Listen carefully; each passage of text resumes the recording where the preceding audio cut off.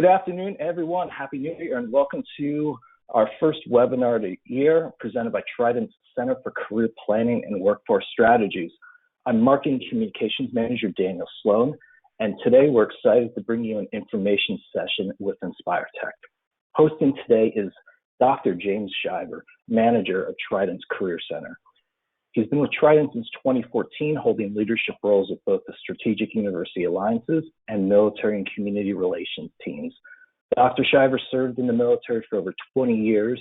He was a Trident triple, holding a Doctor in Business Administration, MBA, and a Bachelor of Science in Health Sciences. To learn more about our Career Center and what we offer students and alumni, visit tridentforcareers.com. That's Trident, the number 4, careers.com. Just a few notes before we begin today's session. You're welcome to ask questions at any time or share your experiences. You can do that by going to the control panel. You'll find it on the right-hand side of your screen. Go about halfway down and you'll see a questions box. Just type in your comments or questions there, hit send, and we'll get to those at the end of the presentation. Do not use the raise your hand function because we're just unable to communicate with you that way. But let me hand things off to Dr. Shiver to begin or to introduce today's presenter. The floor is yours. Thank you, Danny, and welcome to all of our attendees. It is Webinar Wednesday again here with Trident's Career Center, and today we're featuring an employer information session with InspiriTec. InspiriTec is an award-winning contact center and IT support services company that exists to empower disabled Americans, empower America's economy. This organization offers employment training programs for persons with disabilities, as well as information technology, specialized recruitment, and disability consulting services. So presenting for us, we're privileged to have Mr. Wayne Koonce, the staff and recruiting manager at InspiriTec. So Wayne, welcome. Thank you, James. Good morning, afternoon, everyone, all depending on where you're located. I'm on the East Coast, so it's in the afternoon for me.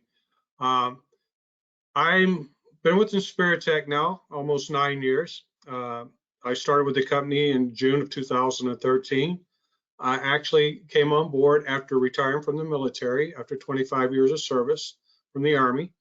And I carry a background in operations, information technology, and stuff. So when I got ready to retire, I knew this company was coming on board and just received an awarded contract with the Defense Manpower Data Center. So I decided to get my foot in the door, so to speak. I actually started in their mailroom, and through the years, I've been able to work myself up from the mailroom just to get like I said, to get my foot in the door. But I became a team lead. I became an operations manager, and then I became a program manager for one portion of the customer service that we provide at Fort Knox. And I did that for 2.5 years, and then ended up becoming their senior program manager. After doing that for 3 years, they asked me if I'd become their staffing and recruiting manager, and so I took on the challenge. And the great thing about InspiriTec, as James said, we are a nonprofit organization, and what we do is we provide employment under the Ability One program. So we're an Ability One company, which means that the personnel that we hire and employ either have a disability, a medical disadvantage, or a chronic medical condition. Now, I use the term chronic medical condition because a lot of people, if I just say disability, a lot of people would sit there and say, well, I don't have any, but they could hold a chronic medical condition. And those can go in 3 different categories: medical, physical, or mental. And myself, as an example, I have chronic medical conditions because I'm a disabled veteran. But if you ask me, hey, do you have a disability? I'd tell you no, because I go out, I do everything I'm supposed to do that the doctor directs me to do, take care of myself, take care of my health, and so I wouldn't consider it a disability. But We provide the call center customer service, and the company's been doing this for over 20 years. And it actually our corporation is, excuse me for adjusting myself. Our corporation is located in Philadelphia, Pennsylvania, in which we have call center there. We also have one. We're employed in running a call center in Newark, New Jersey. We also have 2 facilities here at Fort Knox, Kentucky, and now we are branching out to Texas in the Bell County around the Fort Hood area. And our goal, and right now, is to have a call center open there by the middle of this year. And what we've already done is we've already started recruiting and staffing and allowing those people to come on and get trained and work remotely. So once we open that call center up, we already have personnel to go ahead and start manning it. Some of our clientele, we have a contract with the United States Army Human Resource Center, the United States Department of Defense, the Pennsylvania State Police. We run call centers for them. New Jersey's Department of Consumer Affairs, and also the Pennsylvania Department of Public Welfare and Consumer Services. We do bring on people with disabilities, and that's one of the criteria. Being an Ability One company, our guidelines are set in stone, and we go through a program with Source of America, and everyone we bring on has to fall within this program. Now, we have to maintain a certain percentage. Not everyone has to have a disability. Management does not fall within the Ability One or Source of America program. But as far as entry-level positions such as administrative type HR administrative call center services, IT support, we provide IT support, and I'll get a little bit more into that. Those positions there require the personnel to fall within the Ability One program. Another stipulation too now is because we are on a federal contracts and contracts with states, everybody's mandating the vaccination. So now that we're contracted with these agencies, our candidates that we bring on now and our employees had to meet the vaccination mandates. So that's another requirement. Anyone that can fall within the Ability One program requirements in that, we're looking to interview, we're looking to hire in the regions that we are operating call centers. We don't have any remote positions that we offer unless we're dictated, just like when COVID happened, we were dictated to be 100% remote. So the great thing about that was, even though we're on government contracts, what our company did to ensure that we kept our employees employed was they went out and they actually purchased the equipment that employees might not had but needed in order to be able to work remote during the first part of the COVID, in order to stay employed. So we were able to keep well, in 2014, we were over 500 employees, and we just went over 1,000. So we kept everybody employed without having to tell people that, we're going to have to lay you off because, you just don't have what it takes. So the company went out and out of their own pocket, provided the expense to make sure all our employees had everything they needed, even the special equipment, to continue to work. Part of our staffing and being an Ability One company too is we have certified case managers on staff, and their job is to ensure that all accommodations for our employees are met. So in other words, people with disabilities or chronic medical conditions might require certain accommodations in order to be employed, in order to be successful in the environment that they're employed in. Our case managers are on staff to ensure that all accommodations are met and identify all accommodations that our employees need that fall within the Ability One program, and ensure that all leadership and management is aware and everything is maintained and we take care of our employees like we're supposed to. I know this is kind of quick, but is there any questions in regards or?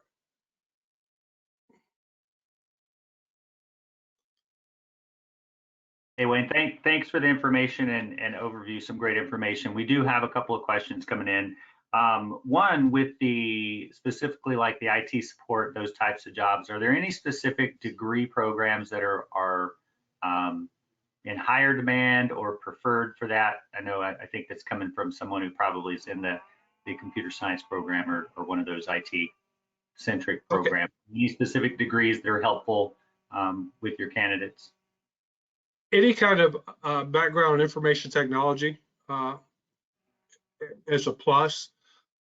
We're set up in our help tier, in our IT help desk, we're set up just like most IT help desk are. They're set up in a tier structure, okay? Tier 1 is your basic level.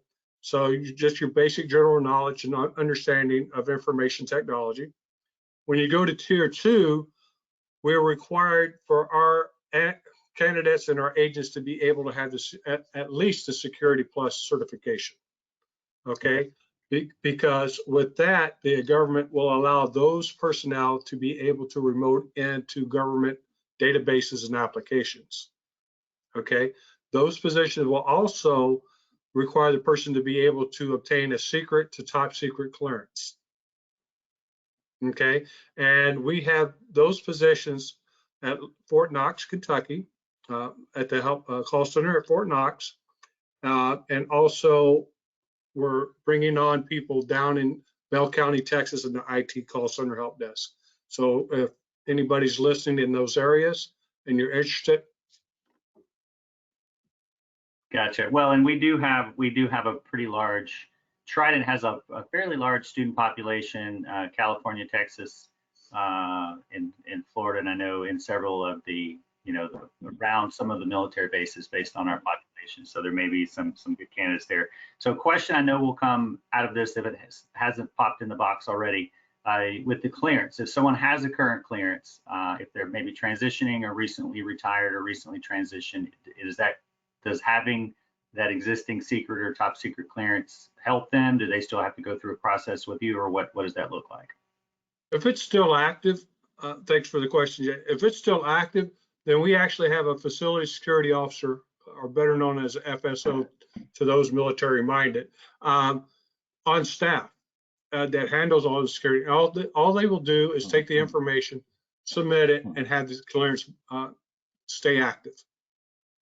Okay. And if they have one but need the other, then he will actually do the process in order to obtain the next level. Okay. And second question, then I'll shift over to Danny. I know he may have some coming in. As far as eligibility, the Ability One, I know you talked about that and being somewhat different than specific disability. How can someone identify whether they would fit into that category, or what process should they go through to gain more information about the categories of employment that Okay. your qualifications? The easiest way to try to figure out if you would fall within that category is use the term chronic medical condition, because like I said, it covers all three categories. And it can be defined as a condition that someone is underneath the care of a licensed physician, okay? And the condition might create certain limitations in a work environment. And I'll give you a good idea. A lot of people with anxiety, they might not think it, but that is a chronic medical condition that falls within the mental category.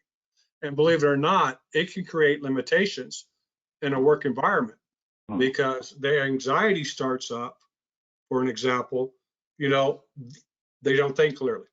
In all honesty, they're worried about it and they're all jittery. So accommodations are made for us, for our employees that fall within that category, for example, that we allow them to go on an unscheduled break. You know, not try to sit there and try to work through it. We know that people need that time. That's the great thing about the company and having our case managers on staff. So I hope that answered the question for. No, it does. And tied into, we were having a conversation, I think, about our home offices before we came on. And so as a personal example, I have a back issues from a prior injury, and I work using a exercise ball and a standing desk.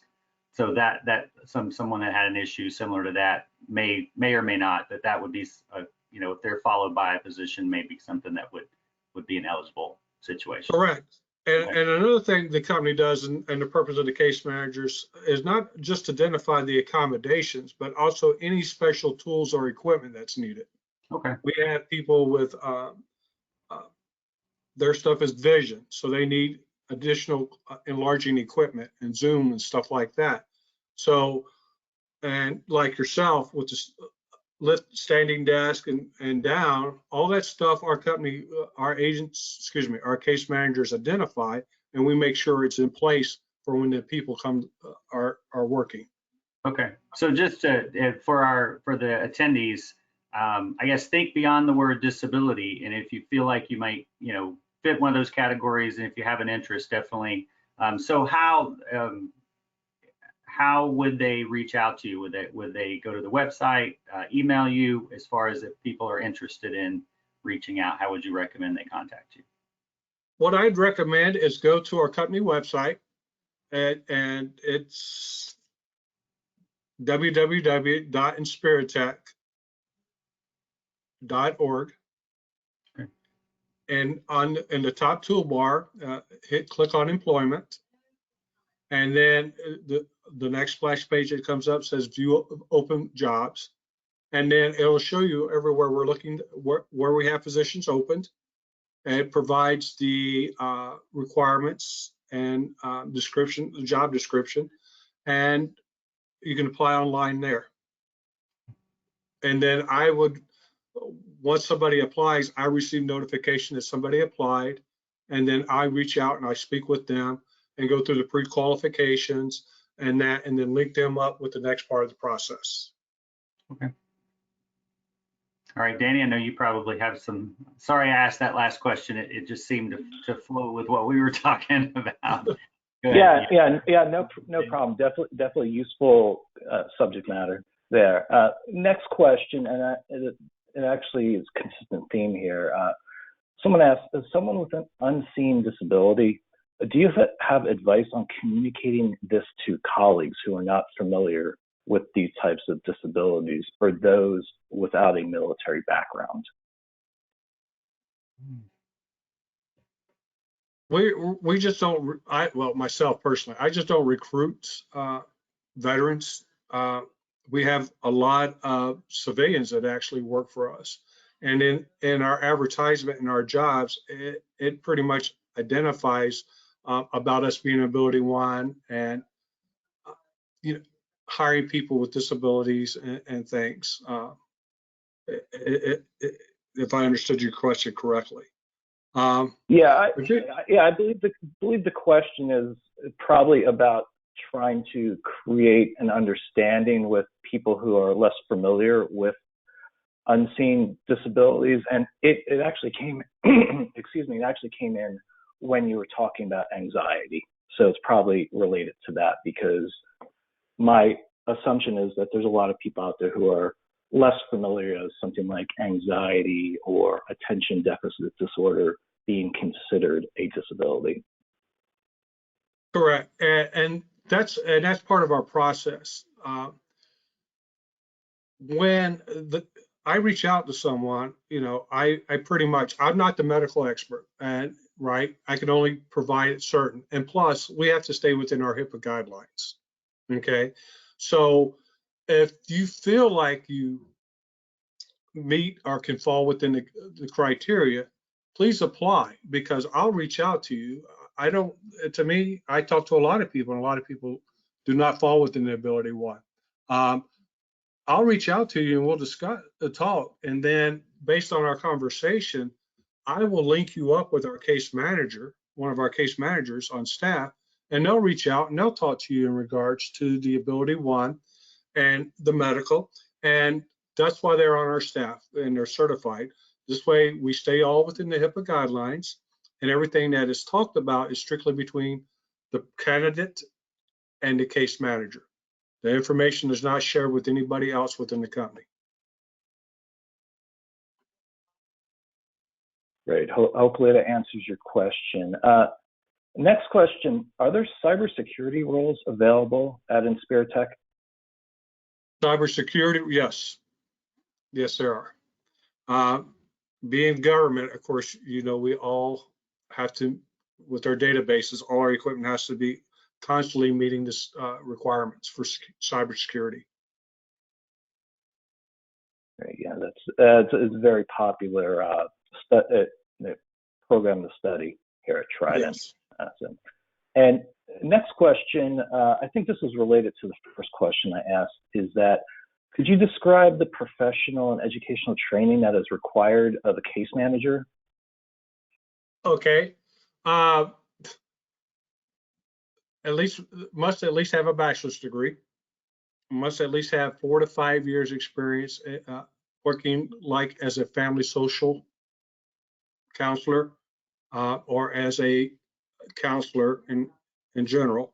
Kind of like, I don't want to say a psychiatrist, but that might term it up easier. Well, are you maybe more like psychologist? Yes, I'm sorry. Okay. Yeah, no. And Danny, to add to that, I would probably think anyone who is an LPC, like a licensed professional counselor, or in some cases, and it depends, I'm not sure, Wayne, don't let me speak for you, for your company, but some cases, even nurses with certain case management experience may qualify for some roles like that. But it sounds like, so someone would know if they are a qualified counselor, they're a psychiatrist or psychologist or a licensed professional counselor, they would fall into that category, I would believe. My daughter's in that field, so I know just enough to make me dangerous about about the credentials there. Right. Yeah. And to be honest, I'm not sure if that question was asked in the sense that this person was interested in that position, or they wanted to understand the type of professional they may work with at InspiriTec. That's true. That could be either way. So it could be valuable either way. On that note, Wayne, I know in reading through some of the materials, I read about the disability consulting services. So is that internal, or does the organization also provide consulting services to other organizations related to that? How does And we have before, we have worked with the external agencies depending on what the candidate or the employee needed. And I'll give you a good example. Anger issue, stuff like that. We've had linked them up and worked with outside agencies with the case manager and the individual to provide the solution in order to keep them gainfully employed and everything. Gotcha.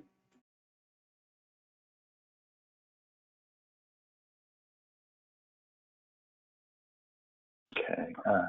I don't have right now. I don't have any other questions, so pass back to you, James, in case you do. Okay. I do not in the chat box. So I will ask Wade, if you would repeat one last time all of the geographical locations. I know Texas, Fort Knox, and Philadelphia, Pennsylvania. Okay, those are the locations. Well, thank you. We really appreciate you sharing information about the organization. I know hopefully this information will be valuable to those who are looking at potential positions with you or a similar organization, or just learning more about, Ability One or some of the opportunities there that may help them in being gainfully employable and happier in their positions. Also like to thank all of our attendees for your participation. Hopefully, like I said, this information proves valuable. If you do need to reach out to the Career Center, as always, you can give us a call or shoot us an email.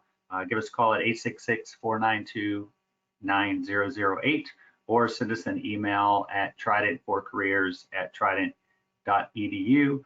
And again, thank you, Wayne, very much for the information. Danny, and all of our attendees. So everyone have a great afternoon. James, thank you for the invite and allowing me to speak. Yeah, definitely. Thanks for the info. Talk soon. Bye. Okay.